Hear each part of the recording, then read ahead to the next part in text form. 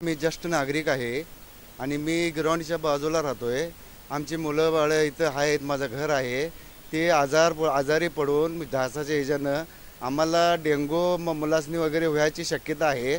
महानगरपालिकेला आपण वारंवार कळवून पण सुद्धा इथं काय व्यवस्था झालेली नाही आहे आणि सगळं आंधळा कारभार चाललाय महानगरपालिकेचा। आणि नगरसेवक वगैरे सांगून सुद्धा आणि ते आमचे आंबोळे साहेब आहेत त्यांना सुद्धा सांगून काय उपयोग झाला नाही। पाटणकर साहेबाला सुद्धा कमी जाऊन भेट देऊन हे अधिकारी आहेत नगर महानगरपालिकेचे आरोग्य खात्याचे अधिकारी आहेत हे ह्यांना सुद्धा वारंवार सांगून जाऊन सुद्धा त्यांनी काय लक्ष देत नाहीत। सगळं महानगरपालिकेचं सगळं आंधळा कारभार चाललेला आहे।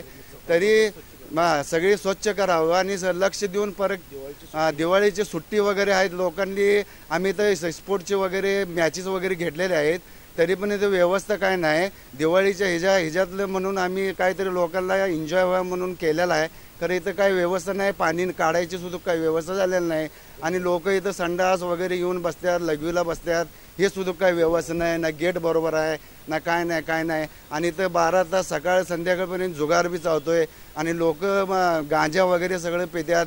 इथं काय व्यवस्था नाही, सगळं दुर्लक्ष झालेलं आहे महानगरपालिकेचं।